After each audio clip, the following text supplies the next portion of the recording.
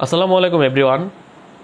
যেই জিনিসটার জন্য বা যে আপডেটটার জন্য আমরা এত রাত পর্যন্ত জেগে আছি বা আমি এত রাতে ভিডিওটা দিচ্ছি সেটাই করা হলো না।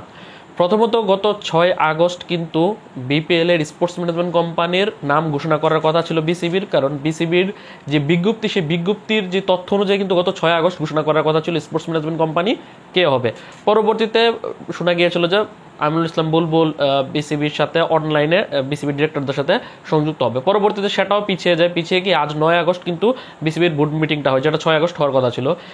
বোর্ড মিটিং তো হলো, কিন্তু স্পোর্টস ম্যানেজমেন্ট কোম্পানি কে হবে সেটা কিন্তু আমরা জানতে পারলাম না।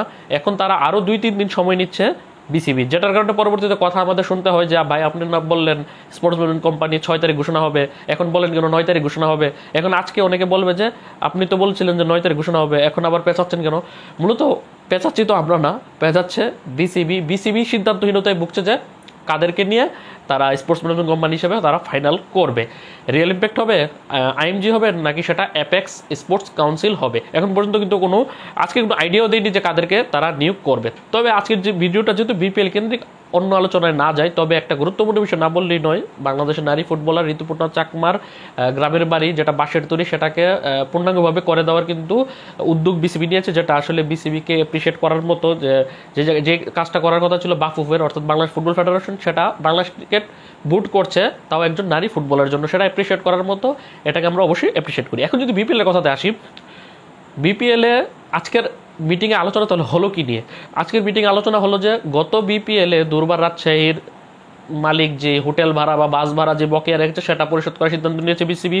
তাছাড়া গত বিপিএল এর যত লোকাল এবং বিদেশি ক্রিকেটার যাদেরকে ড্রাফট থেকে নেওয়া হয়েছিল তাদের পেমেন্ট কিন্তু বিসিবি পরিশোধের কিন্তু দায়িত্ব নিয়েছিল, সেটা 1-1.5 মাস আগের নিউজ। কিন্তু এখন নতুন আপডেট হচ্ছে ডিরেক্ট সাইনিং যেসব ক্রিকেটাররা রয়েছিল, অর্থাৎ যাদেরকে ড্রাফটের বাইরে সরাসরি চুক্তিতে নেওয়া হয়েছিল, তাদের অনেকের টাকাও কিন্তু দলগুলো পরিশোধ করেনি। সেই নিয়ম, সেই যে আপডেটটা সেটা কিন্তু আমরা যে কভার করেছিলাম আগে, যে নিউজগুলো আমরা বলেছিলাম বা যে আপডেটগুলো দিয়েছিলাম যে বিসিবির সাথে বিসিবি তাদের টাকা পরিশোধ করে দেবে দলগুলোর হয়ে, সেগুলো ছিল লোকাল ক্রিকেটার এবং বিদেশি ক্রিকেটার যেগুলো ড্রাফট থেকে দেওয়া হয়েছিল। কিন্তু ডিরেক্ট সাইডিংয়ে যেসব প্লেয়ারকে এনে পরবর্তীতে টাকা দেওয়া হয়নি, সেসব ক্রিকেটারের ক্ষেত্রে বিসিবি অনেকগুলো চিঠি পেয়েছে, যার কারণে তারা এখন সেসব ক্রিকেটারের পেমেন্ট পরিশোধের উদ্যোগ নিয়েছে। যার মধ্যে অন্যতম বড় নাম হচ্ছে চিটাগং কিংসের head coach Shaun Tait. Shaun টেটের কিন্তু অনেক টাকা বকেয়া রেখেছে চিটাগং কিংস, যেটা চিটাগং কিংস পরিশোধ করছে না, যার কারণে কিন্তু সেটা পরিশোধ করার দায়িত্ব বিসিবি নিচ্ছে।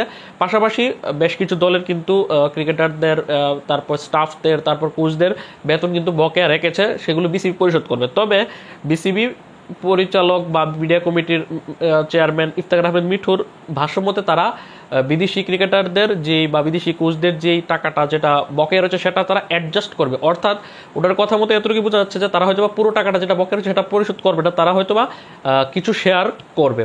এটা গেল যে বিদেশি ক্রিকেটার বা বিপিএল এর কথা। এখন কথা হচ্ছে যে বিপিএল স্পোর্টস ম্যানেজমেন্ট কোম্পানি কাকে নিয়োগ দেওয়া হবে সেটা সম্পর্কে তারা কোনো আইডিয়া দেয়নি। তবে তারা নিজেরা নাকি মোটামুটি কনফার্ম করে ফেলেছে যে কাকে দিবে। তবে তাদের সম্পর্কে আরও কিছু জানার জন্য তারা আরও কিছু সময় নিচ্ছে, যে তাদের সাথে আরও কিছু ডিসকাশন করবে, করার পর তারা সিদ্ধান্ত নিবে। তবে আমরা যেটা গত কিছুদিন যাবৎ শুনছিলাম যে সোশ্যাল মিডিয়াতে যেটা এক প্রকার ভাইরাল বলতেই চলে, যে বিপিএলে Fortune Barishal, Rangpur Riders, Khulna Tigers, পাশাপাশি রাজশাহী এক্সপ্রেস কনফার্ম হয়ে গেছে, বাকি দলগুলোকে খোঁজা হচ্ছে। সেটা আসলে পুরোপুরি উড়িয়ে দিয়েছেন বিসিবি পরিচালক এবং মিডিয়া কমিটির চেয়ারম্যান ইফতেখার আহমেদ মিঠু। উনি বলেছে যে সোশ্যাল মিডিয়াতে যেটা বলা হচ্ছে যে কনফার্ম হয়েছে দল, সেটা কিন্তু নয়।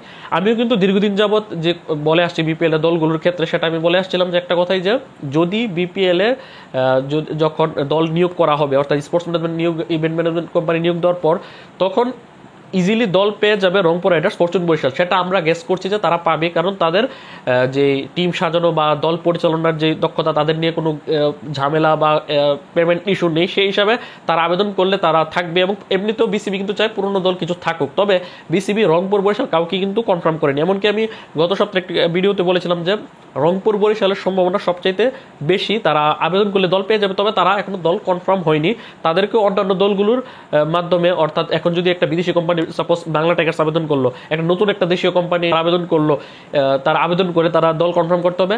রংপুর বরিশালের ক্ষেত্রে এমনটাই, অর্থাৎ তাদেরও সেই প্রক্রিয়াতে আসতে হবে। তবে সেক্ষেত্রে যদি আবেদন করে রংপুর বরিশালকে তারা রাখবে, এটা যতই তারা ডিনাই করুক না কেন, কারণ রংপুর বরিশাল তাদের ইমেজকে ধরে রাখতে অথবা বিপিএলে বিনা পয়সায়, অর্থাৎ যেই স্পন্সর থেকে দলগুলো টাকা পায় সেই টাকাটা পেয়ে সেটা থেকে দল পরিচালনা করে খুব বেশি একটা লাভ করতে পারে না, কারণ তারা বিসিবি থেকে কিন্তু লভ্যাংশ শেয়ার করা হয় না। শুধুমাত্র এই বছরই টিকিটের অংশ দেওয়া হয়েছে, কিন্তু পুরো অংশ কিন্তু দেওয়া হয়নি। তারপরেও কিন্তু রংপুর বরিশাল কিন্তু ভালো ভালো ক্রিকেটার এনে কিন্তু তারা বিসিবির ব্র্যান্ডটা যতটুকু ধরে রাখার চেষ্টা করেছে। পাশাপাশি কুমিল্লা ভিক্টোরিয়ান্স করেছিল, যদিও গত বছর তারা ছিল না।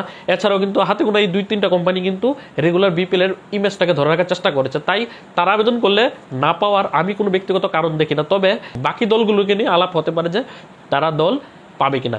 এখন ইভেন্ট ম্যানেজমেন্ট কোম্পানি 2-3 দিনের মধ্যে নিয়োগ হওয়ার পর তাদের সাথে মিলে তারা দ্রুতগতিতে কাজ করবে এবং 1 মাসের মধ্যেই তারা কিন্তু বিভিন্ন বিপিএল কেন্দ্রিক অ্যাকশনে যাবে। সবচেয়ে গুরুত্বপূর্ণ একটা বিষয় হচ্ছে ফিক্সিং ইস্যুতে কিন্তু প্রত্যেক বিপিএল বছরই কিন্তু বিপিএল নিয়ে কিন্তু কানাঘুষা চলতে থাকে। আসন্ন বিপিএলে ফিক্সিং ইস্যু বা করাপশন ইস্যুকে সামলানোর জন্য আইসিসির সাবেক অ্যান্টি করাপশন ইউনিটের প্রধান অ্যালেক্স মার্শালকে বিসিবি আসন্ন বিপিএল এর জন্য 1 বছরের জন্য তারা নিয়োগ দিয়েছে। সে মূলত এই অ্যান্টি করাপশন ইউনিটকে হেড করবে। তার আন্ডারই মূলত এই যে ক্রিকেটের যে দুর্নীতিগুলো সেগুলো মূলত ফাইন্ড আউট করা হবে, যাতে আর কোনো ফিক্সিং নতুন করে না হয়। আর যেটা বললাম যে আসলে আগামী 2-3 দিন পরই জানা যাবে, তবে এই 2-3 দিন পর কেন, যথেষ্ট সময় তারা পেয়েছিল। 6 আগস্ট ঘোষণা করার কথা ছিল, 6 আগস্ট তারা ঘোষণা করেনি। 9 আগস্ট আজকে ঘোষণা করার কথা ছিল, সেটাও করেনি। আরও 2-3 দিন পিছিয়ে গেছে, ধরে নিন যে 11-12 তারিখই ঘোষণা হবে। তাই বিসিবির কথা আর বিশ্বাস করার কোনো জো নেই যে 11-12 তারিখে তারা ঘোষণা করবে কি না। বাংলাদেশ ক্রিকেটের জন্য প্রধান পিচ কিউরেটর হিসেবে কিন্তু টনি হেমিংকে নিয়োগ দেওয়া হয়েছে। এছাড়া কিন্তু জুলিয়ান উডস, আরও বেশ কয়েকটি বিষয় নিয়ে কিন্তু এখানে কথা হচ্ছে। সবচেয়ে ইম্পর্টেন্ট বিষয় হচ্ছে আগামী এনসিএল টি20 লিগে না থাকলেও আগামী এনসিএল ফার্স্ট ক্লাস ক্রিকেটে কিন্তু ময়মনসিংহ ডিভিশন যোগ হতে যাচ্ছে। যদিও আমি আজকে একটা মজার ব্যাপার বলি, আজকে আমি এনসিএল টি20 লিগ এবং ময়মনসিংহ ডিভিশন নিয়ে একটি ভিডিও করেছিলাম যে ময়মনসিংহ ডিভিশনকে কেন রাখা হয় না, এটা নিয়ে একটা আপডেট ভিডিও। কিন্তু তারপর বিসিবি বোর্ড সভায় আজকে তারা কনফার্ম করলো যে আসন্ন এনসিএল ফার্স্ট ক্লাস টুর্নামেন্ট দিয়ে তারা ঢাকা মেট্রোর পরিবর্তে ময়মনসিংহ ডিভিশনকে ইন করাবে। তাই সেই ভিডিও যেটা করেছিলাম সেটাকে আর দেওয়ার কোনো মানে দেখছি না। তো একটা কন্টেন্ট আপনাদের সামনে পৌঁছাতে পারলাম না। তো এই ছিল আপডেট। আপডেট যেন আপনাদের কিরকম লাগলো সেটি অবশ্যই কমেন্ট করে জানাবেন। এবং আপনারা কি মনে হয় বিসিবি যেভাবে প্রতিদিন 2-3 দিন করে পেছানো হচ্ছে স্পোর্টস ম্যানেজমেন্ট কোম্পানির কনফার্মেশন, সেটাকে আদতে তারা 11-12 তারিখ ঘোষণা করতে পারবে নাকি আরও পেছাবে, সেটা অবশ্যই আপনাদের মতামত লিখে পাঠাবেন। আল্লাহ হাফিজ।